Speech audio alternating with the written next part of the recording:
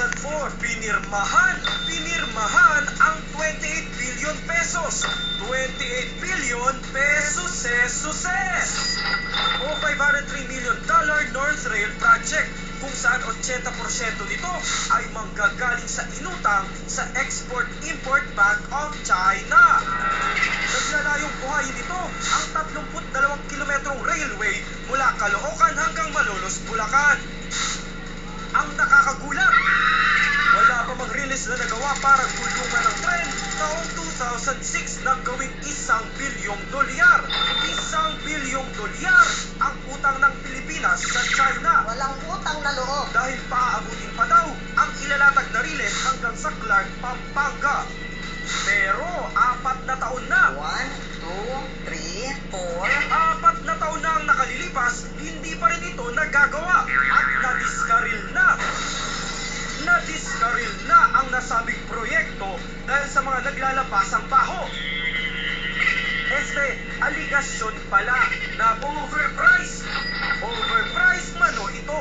Tila kasi nagkaroon ng anomalya sa pagbigay ng gobyerno sa Chinese National Machineries and Equipment Group nang walang kaukulang bidding na naganap. Hindi yata maganda yun. Isa pang nakakairita. Come on! Wala pa ngang nailalatag na riles ay naglalatag na ng dagdag. Oo, dagdag. As in, tongpats. Kulang pa yan, Tito. Naku, siguradong bubukol po ito. Bubukol na naman ang $299.4 million na hinihinging dagdag ng Chinese contractor. Ano ba yan, kuya? Talaga bang kayang-kaya na tayong paikutin ng mga Chinese?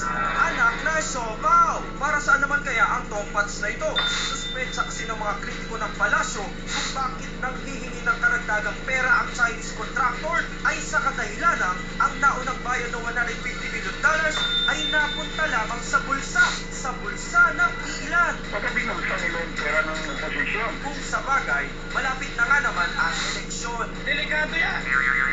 At eto pa ang dagdag. Nagbanta ng May I Go Out sa Pinas ang Chinese contractor kapag hindi ibibigay ang dagdag. Ay, o sige nga, computin natin. 503 divided by 2 carry 1 minus the square root of 800. Aabutin na ng $802 million para sa phase 1 pa lang. Phase 1 pa lang. Oh my siopaw.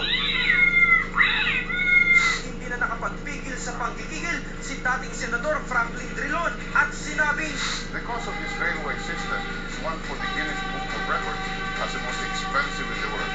I have seen a lot of fraudulent transactions in government. This is one of the biggest I've seen. I-cancel na lang daw ang proyekto. Marami tuloy ang napapaisip at nagtatanong. Kaya ito na ang tanong. Dapat pa bang ituloy ang North Rail Project sa kabila ng umano'y mga anomalyang kinasasangkutan nito? Yan ang tanong.